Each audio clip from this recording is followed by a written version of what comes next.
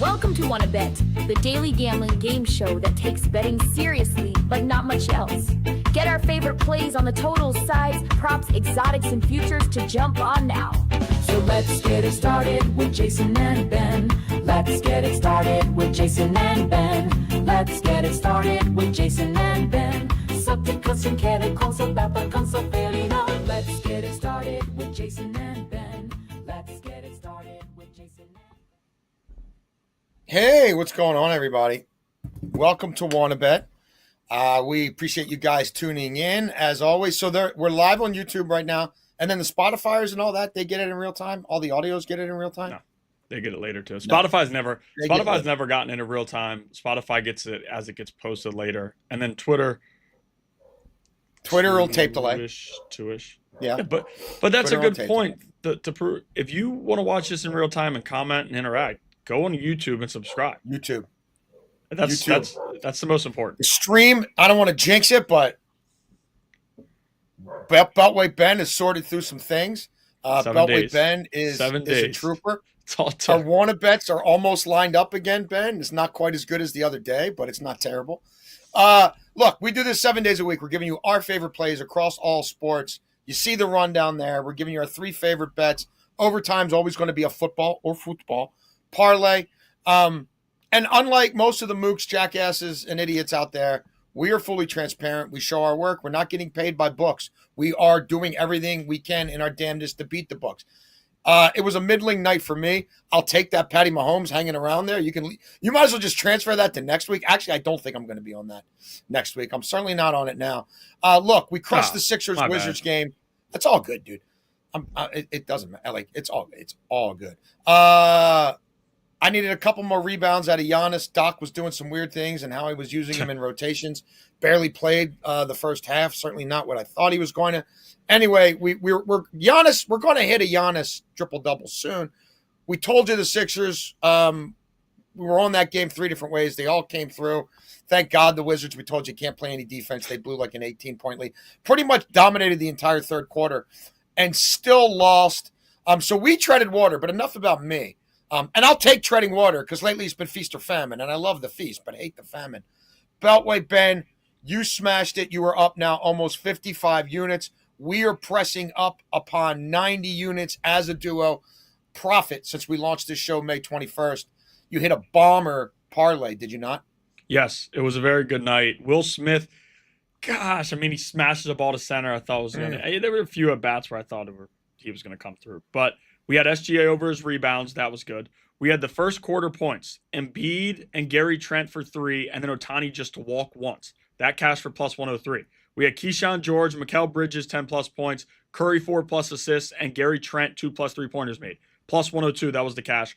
And then the big hitter, SGA 6-plus rebounds, which we took up a number. Steph Curry 6-plus assists, which we also took up a number. And Gary Trent 2-plus three-pointers made. It was plus 466. It was a big cash. I would like to say, Gary Trent was the sweatiest portion of that, and it was minus 500. I threw that in and was kicking myself because SGA had already gone over. I had a good feeling about Steph later that night. He hadn't played yet, but I'm watching Gary Trent just shaking my head. He comes in with 3 minutes left in the fourth quarter, and he's chucking. Misses 2 threes, and I'm like, he shot 2 before that, so I'm like, there's no way he knocks him down. They find him. He hits it all net. I was jumping up and down, feeling so good because I needed that for both parlays. The other one already had basically cashed. And then we were waiting on Steph Curry. Steph Curry has 5 assists at halftime or 6. So that wasn't sweaty at all, even with the blowout. So we had a very, very good night. Excellent. You guys can see what we've done. We have a lot more plays that we make. Honestly, whenever I make a bet, Ben makes a bet, our buddy Eric Casillas makes a bet, we immediately log it in our super Discord, tell you what book we did it with, why it was the best value, and exactly how we played it.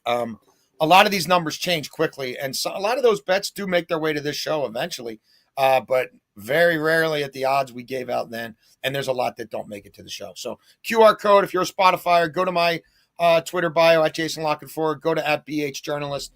You can find the link tree to the super Discord there. All right, Beltway Ben, let's get it started. Indeed, I'm going to cover a lot of ground today. Uh-oh. We're back. It's never bad to put that up there, that email.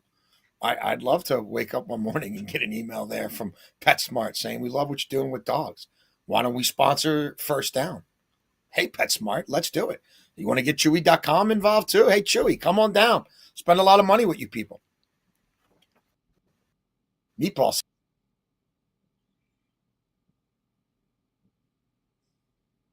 Did we lose you? You there? It locked up for a second. Okay. Whew. Okay. That was the sweatiest it's been in days. That was the sweatiest Gary Trent Jr. Okay. So we're still here. We're alive. I feel obligated to make a bet, and did feel obligated to make a bet on this MLB game. What a series. It's crazy. I'm on Freeman Freddie over 1.5 total bases at plus 127. He's over this in 5 of his last 10 home postseason games going back to last year. He's had a chance to look at Savage now. And I think what people are missing with this kid is he's pitched almost exclusively at home. He hasn't thrown a pitch on the road since September 21st. That was at Kansas City. 4 innings pitched, 4 earned runs, 3 walks. He also had a start at Tampa Bay. Went okay, 5 innings, 3 hits, 1 walk. But wasn't the dominance we've seen at home. You look at Freeman Freddie at home, Dodger Stadium, his last game there for the year. Freeman Freddie at home against right-handed pitching since the start of the 2023 season. 51 doubles and 681 plate appearances. Only Jarren Duran of the Red Sox has a higher doubles rate per plate appearance at home against right-handed pitching than Freeman Freddie since 2023. He's got a 302 batting average at home in that span, so we know he's going to put balls in play. He loves to hit with men on base, loves to hit with runners in scoring position. He's a doubles machine, and he's also got a flair for the dramatic with game-winning postseason home runs. Mookie Betts is struggling. Ohtani should be back to Ohtani, not having to play 18 innings, not having to pitch. Look for him to get on base in front of Freeman Freddie. Maybe they even walk him again. And so, yeah, I think Freeman Freddie has an opportunity here for an extra base hit, which gets this done for us. Look, have I sprinkled on the double at plus 350? I have, but I think it'd be a good spot for him. And that Blue Jays bullpen's got to be on fumes. First down for you, Ben. Yes, first down, we will go to my new favorite area in college football. I cannot believe that they offer this now, and it's probably nobody more excited than me to see this. We're going Missouri State, 100-plus rushing yards, Middle Tennessee State, 60-plus rushing yards, minus 134. 2 different games tonight. As everybody knows, college football is doing the weekly games, and they're doing it with the Conference USA this year. It's super exciting. Missouri State is over this in 2 of 3 Conference USA matchups. Shamari Lawrence has been the difference for them. He's a transfer from FIU. This is a revenge game. He's been a difference maker for them in the backfield. And then you look at FIU this year. Kennesaw State rushed for 214. Western Kentucky, 116, and that wasn't a blowout win. UConn, 150. Delaware, 140. FAU, 135. Penn State, 209. Bethune-Cookman, 105. Every single team that they're facing, including the ones that they win by 3+ scores, are going over this. So this is expected to be a tight game. Missouri State probably is going to win it. You're telling me they're not going to get 100 rushing yards, especially with a passing game that's not amazing. I do like Missouri State for 100+. And then Middle Tennessee State, they're over this in all 3 conference games. 103, 86, and 155. It is a home game for them. It should be close enough that they can run the ball in the second half. The only thing that you risk with these rushing props in college is sacks. I hate it. It's a weird thing that they do there and not in the NFL. But when guys get sacked, it counts for negative rushing yards. Not expecting it to take too big of a hit. 60 is not too much to ask for. Minus 134. Love it. I don't know that I'm going to be on any college football this week. We'll have to see. So far, not so much. Second down for me. You never know how value is going to change on some of these things. And part of me is like, just sit and give it out Thursday because the game's played Thursday. But I'm not sure we're going to be able to get plus money on it by tomorrow because it's becoming increasingly clear that Lamar Jackson is starting this game. And Lamar Jackson came out and said, I'm 100%. And Lamar Jackson loves to put on a show in prime time. And he's going home to South Beach. So Lamar Jackson, 200 passing yards or more. Lamar Jackson, 30 or more rushing yards, plus 110. You can get that at right now. Lamar Jackson in primetime games averages over 60 yards rushing for his career. Lamar Jackson has started 27 primetime games in his career. He has at least 33 yards rushing in 26 of those 27. Baltimore's run game has been fits and starts. It's been staccato. Look, Lamar didn't play Sunday, especially so that he could be ready for this game. And he saw Snoop Huntley running for over 30 yards without him last week. I don't think he's hobbled. I think the Ravens thought he was going to play Sunday. He's going home to Miami, as I said. So there's that. Lamar Jackson in those 27 primetime starts has a passer rating of 108.4, completes 67% of his passes. He's been a machine. So the 200 yards, again, he's averaging well over that in his career in primetime. But 200, you see there, the regular props at 234.5. If this game's remotely close, Beltway Ben, I think he goes over that 235, maybe with ease when you look at all the issues the Dolphins have defending people right now. You look at a linebacking core that doesn't have a whole lot going on. You look at a pass rush that's been pretty tepid, and Chubb's going to play, but he's not 100%. And they've got issues on the back end. You know, they've lost all their studs from years past. So that's where I am on that. Lamar Jackson, Spotifyers, to throw for at least 200 yards, to run for at least 30 yards plus 110.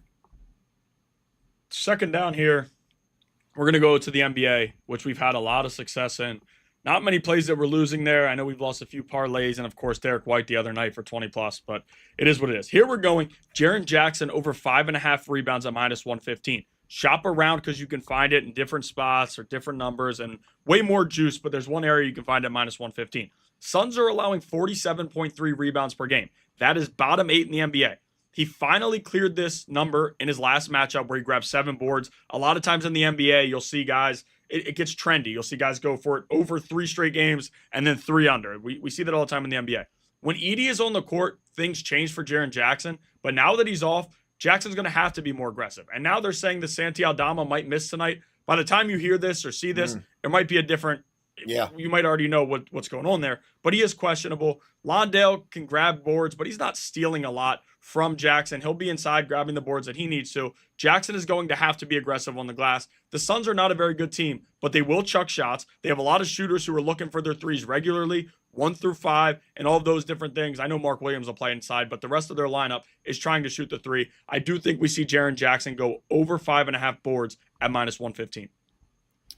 I am going to the NBA in third down, right, Billy? I'm pretty sure I am. Yes, I am. We've been off to a great start in the NBA as well, and there's a lot I like in this Rockets-Raptors game and in this Hawks-Nets game. I think we're going to get a whole lot of points in both games. Let's drill down on Rockets' money line. I'm on the Raptors to finish second in that division, and look, Philadelphia's off to a great start. I also don't know about this Embiid situation moving forward. The Raptors can score with anybody. The problem is the Raptors cannot defend.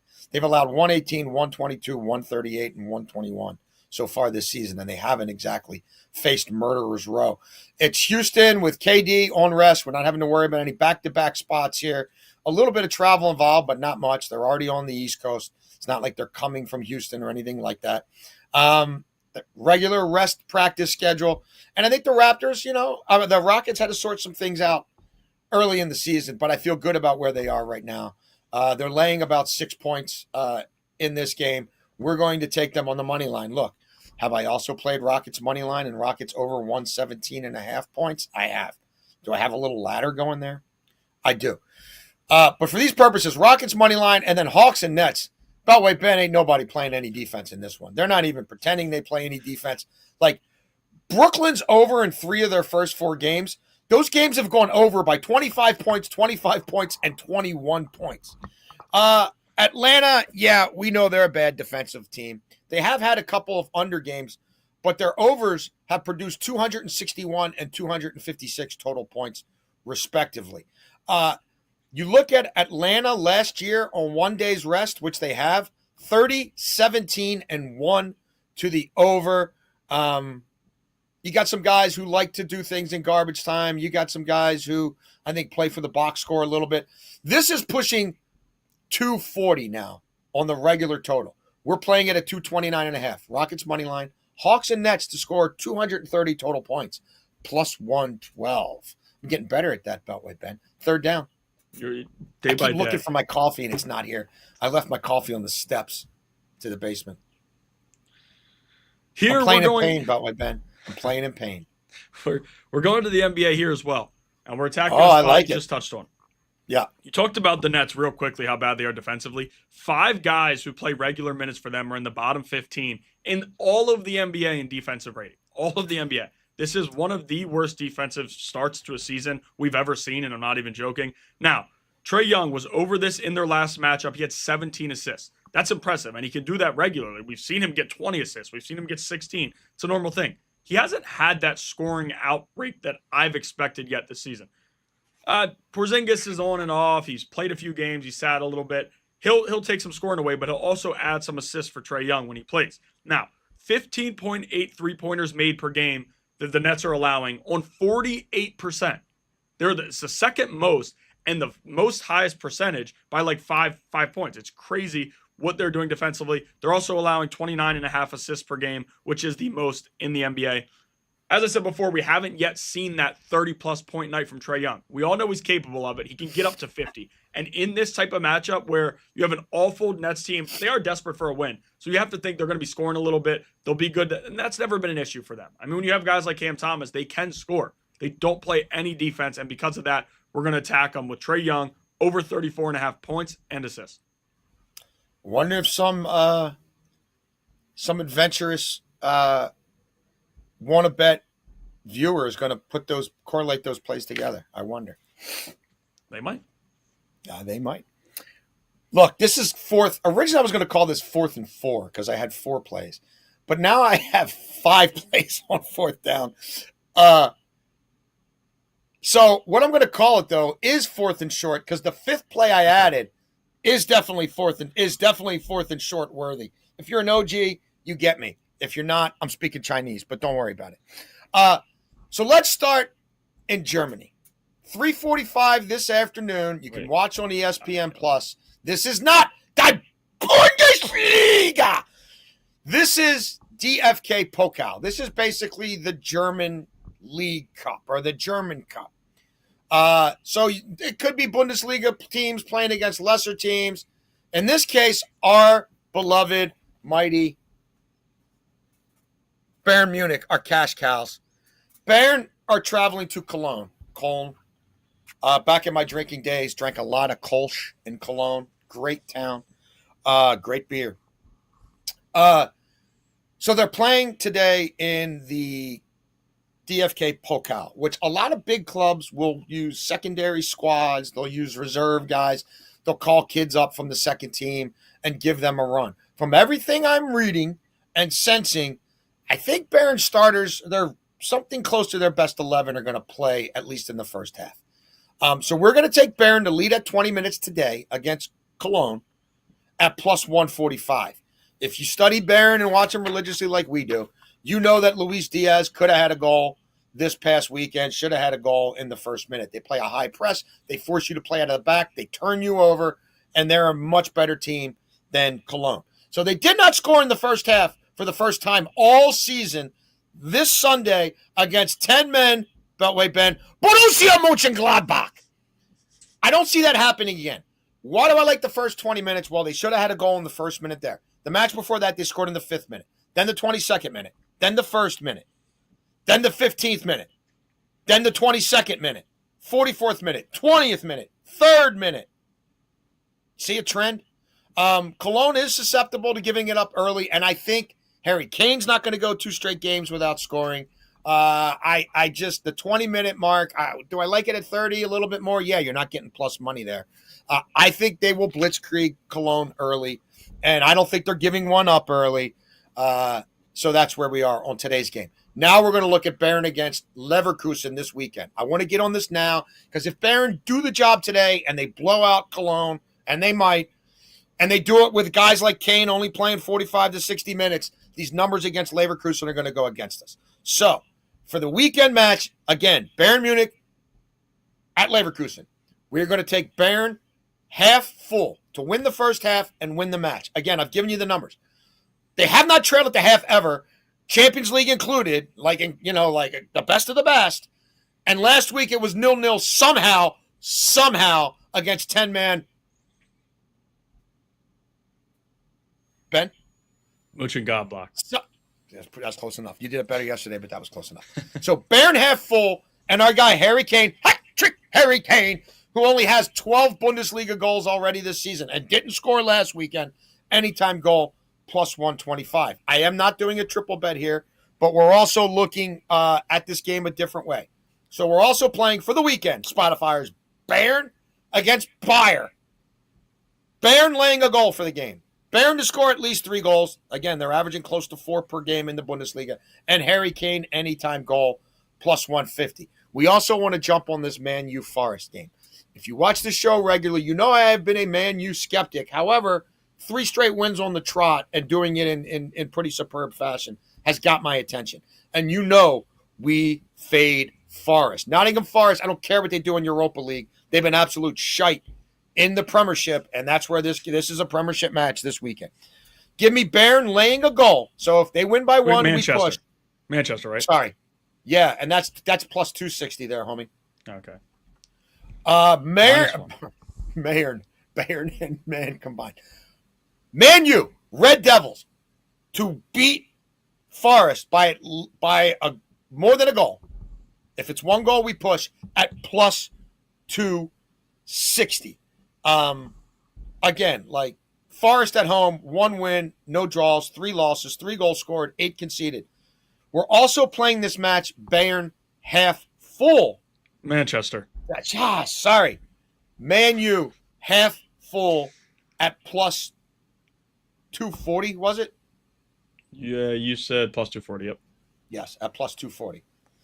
Man U has not started games all that great. They haven't had a ton of first half leads. However, lately they've turned it on, and I love fading Forest early in matches like I love fading West Ham early in matches. Forest has conceded the first goal 7 times in 9 Premiership games. They've conceded the first goal 3 times in 4 home games. They're not exactly super resilient either. This is a Man U team that if you break down when they score, they've scored 6 goals within the first 30 minutes of games. That puts them near the top of the Premiership. Again, I'm telling you, Forest is always conceding the first goal. Forest overall goal differential is a total disaster. I just like the way this match sets up. Forest has already made their managerial change. It hasn't really changed a damn thing domestically. And Man U is in tremendous form. So there we go. That's all my 4th downs. All right. Well, I have just one. I thought about going 2, but didn't come up with any NBA. I got enough for both of us. Yes, absolutely. And I didn't like enough in the NBA. We're not going to force anything. So we did go here. The Los Angeles Dodgers over 2.5 runs in the first 5 innings, plus 100. Jason talked about Yasavage earlier. I am in full belief Trey Yasavage is a dog. He's going to be a guy who wants the ball. He's a Boris Klein. I get that, but he's a dog. I mean, he wants the baseball. He's a very good pitcher. As Jason mentioned, not many road outings, and on top of that, has yet to pitch in Dodger Stadium. That is a completely different thing against this lineup. I know he started game 1 and pitched well, and it's good. A lot of times in the MLB, you'll see an adjustment from the lineup, and things change a little bit, and all of a sudden they get to him. I was looking at his earned runs, but if they butcher a ball in the field or do something like that, I don't want to have to worry about that. So we're just taking over 2.5 runs for the Dodgers in the first 5 innings. I can't believe the Blue Jays won last night. I thought that 2 nights ago that 18-inning game was everything, and that them losing that one would kill them and it would be over. But all of a sudden, they fight right back last night. So now this Dodgers lineup is going to have to tune it up. We know the bullpen, you can't really trust it. Blake Snell, a lot of pitches the first time he faced this lineup. Hopefully he can adjust, but I'm not fully sure of that. The Dodgers lineup knows they got to score some runs. The Blue Jays are going to fight pitches off. They're going to get guys on, and they're going to make this one a little tight. I do expect the Dodgers to score 3 runs in the first 5. Again, for the listeners, Los Angeles Dodgers over 2.5 runs, first 5 innings at plus 100. Excellent. Overtime for me. Just a couple of plays here. We got an NFL parlay. Again, overtime, we give you a football parlay every day. I like the Lions at minus 5.5. Do I think they'll cover the 9.5 or wherever it goes? I absolutely do. Dan Campbell is a covering machine. Dan Campbell's historically significant, Beltway, Ben. Of all NFL coaches since the merger in 1970 to coach at least 75 games, he is top 3 all time with a cover percentage, 56 wins, 30 losses, and 1 draw. That is against the spread. That's pretty ridiculous. His teams have been dominant coming off buys. Jared Goff has been excellent coming off buys, and they've been dominant at home against the division. They're playing the Vikings. McCarthy's starting. Good luck with that. Chargers are facing the Titans. Do I think the Chargers cover their big number? Yeah. Guess who's the number 1 covering head coach in the NFL since the start of last season when he returned to the NFL? Yeah, that would be Jim Harbaugh. We're taking it down to 5.5 here. In case it backdoor, I don't know. Frankly, I think it's a double-digit win for the Chargers coming off of what's basically a bye. Long rest after playing Minnesota in a game that was over at halftime, facing a Titans team that's been outscored 69-27 under Mike McCoy. And then I told you a long time back, if you're an OG, Bayern Munich overs and Bengals overs were going to be a thing for us. Now, Browning got in the way of that for a minute, quarterbacking the Bengals. But we got Flacco, and they are a dead-over team. These games are averaging nearly 60 points a game with the Bengals the last 3 weeks. They're facing the Bears, who have major defensive deficiencies, and they're short on corners. So we're going to take that total down to 43.5, right? So 24-21, 24-20. We're home. That number might be 54 by kickoff. So Lions minus 5.5, Chargers minus 5.5. Bengals, Bears to score 44 points, plus 179. We also love an Amon-Ra St. Brown touchdown at plus 110 while you can get it. Again, Lions team fresh off a bye. He's caught 7 of them already this year. He's got a touchdown in 3 of the last 4 against the Vikings. He's the go-to guy against the Vikings because Flores is the top 2 blitz rate guy. He knows where the seams are going to be. He knows where Goff wants to throw the ball. He's got at least 6 catches in 6 straight games. He's been a target monster. He's completely healthy. 68 or more receiving yards in 6 straight against the Vikings. And I think they're scoring 34 points. We'll get more to the Lions later in the week. But with Ben, OT for you. 4 different parlays here. We're going, quadruple overtime, right? Yeah. Let's go. We're Hey, OKC, they're up for it. They're good. Yeah, they're good. They got. I mean, they're up for it. They played 2 double overtimes, which start the equals to me quadruple Yes. overtime. First team to ever do that. Pretty shocking. Zach LaVine, 20-plus points. Paolo Banchero, 20-plus points. And Evan Mobley, 15-plus points at plus 140. This is the revenge spot for Zach LaVine tonight facing his old team. He scored 20-plus in every game so far this season. Confident in this one. They don't really have enough scoring. I mean, DeMar can do what he does. Monk can do that. Sabonis isn't a true scorer. He's more of the rebound guy, assist, and he'll get some cleanup buckets. Paolo Banchero, we saw him explode a little bit last game. I do like his regular points too, but instead I brought it down to 20 and added in He's here. got to get to the rim. Stop hanging out on the perimeter and missing 3-pointers. And tonight there's a very good matchup for him to get to the free throw line when you look at how many times they allow their opponents to the free throw line. Banchero is a very good free throw shooter. We saw him go like 9 for 10 or 9 for 11 last game. And then Evan Mobley, 15-plus points at plus 140. With no Garland, Evan Mobley is really playing like he's an offensive weapon for them. And we haven't seen that much through his career. I know it was the expectation when he was drafted from USC. They were trying to figure some things out, but we've seen them really step it up with him offensively. I don't think we have an issue getting to 15-plus points, which he's done in all but 1 game. Those 3 can get you to plus 140 again. LaVine, 20-plus, Banchero, 20-plus, Mobley, 15-plus. Now next, another NBA parlay here. Trae Young, 20-plus points. Jaren Jackson, 6-plus rebounds. Nick Claxton, 6-plus rebounds, plus 255. We are taking Claxton at his regular number. I play his rebounds a lot. I haven't done it yet because it was still early in the season. But Claxton rebounds, I feel like, are never priced where they should be. No, and this year he's actually struggled with them a little bit. But the Hawks are allowing like the 2nd most rebounds per game. So Claxton, 6 rebounds. Jaren Jackson, 6 rebounds. Trae Young, 20-plus points, plus 255. Trae Young, I talked about before. We took his points and assists before, so that's a little bit risky. Now we're just relying on points. He's going to go off tonight. I took that into account guessing for 6 to 8 assists because I think his scoring is going to be massive, but we also always have the assisting upside with the other prop. Jaren Jackson, 6-plus rebounds. That was another official play. His regular rebound number with no Zach Edey and Aldama questionable if he does play, how many is he going to take? Londale, I don't really trust inside. And then Nick Claxton, as I said. 2 more here.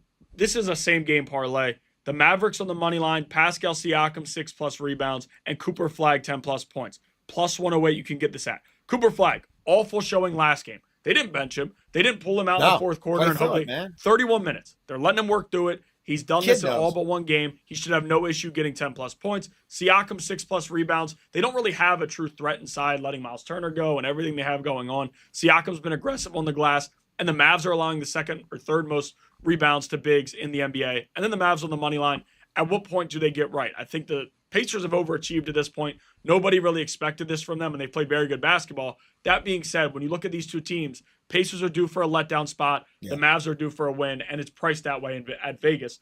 Lastly, this is the last parlay. This is just a simple money line parlay here.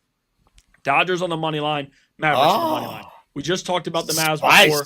They should have no issue winning that matchup. And the Dodgers, I don't expect them to lose this series. Jason has mentioned my blind spots before. Maybe the Blue Jays are still the blind spot here in this World Series. They're a blind spot for me. Yeah, I can't. I just like this. They're going to win this series. I can't believe it. I can't find a way to believe it. Regardless, Snell's on the mound. I trust him more than Yasavage in a must-win game. As I said before, Yasavage is a dog. He has not pitched in this spot ever. I mean, game 1, that's some hype, but in LA, it's a little bit different here. I like the Dodgers on the money line and the Mavs on the money line at plus 112. I love LA. Can I just say something? And I know you were saying it in reference to you didn't have a 4th and short, but at one point during this show, you said, I don't really have a lot I like in the NBA tonight. And you proceeded about 90 seconds later to give up a quadruple NBA player. I know you were saying you don't have something in the first quarter, but I still, I know what you were saying, but I had to. Yes, for the listeners, it was I don't like a lot in the first quarter. I like a lot in the NBA. When we have a full slate like this, I jumped into it, but as you do. Beltway Ben, as always, please let the people know how we did last night. You crushed it. I was meh, but I'll take meh over blah because I've been blah a lot, but I've also been absolutely effing on fire a lot. Beltway Ben crushed for you guys last night, hitting plus 460 parlays. Our drive to get up over 100 units as a show continues. We launched this May 21st. You can get all our picks in real time on the Super Discord. You go back and watch yesterday's show. We're always playing ahead, trying to get you value. So there's going to be plays for the weekend that are in shows from, Tuesday and Monday. Tomorrow we may go a little early, maybe like 11:30, 11:45. I'll let you know on my Twitter. And again, please subscribe to all the different channels that we have available. We greatly appreciate it. We know you want to bet, and we certainly want to bet, and we thank you for wanting to bet with us. Go Bayern!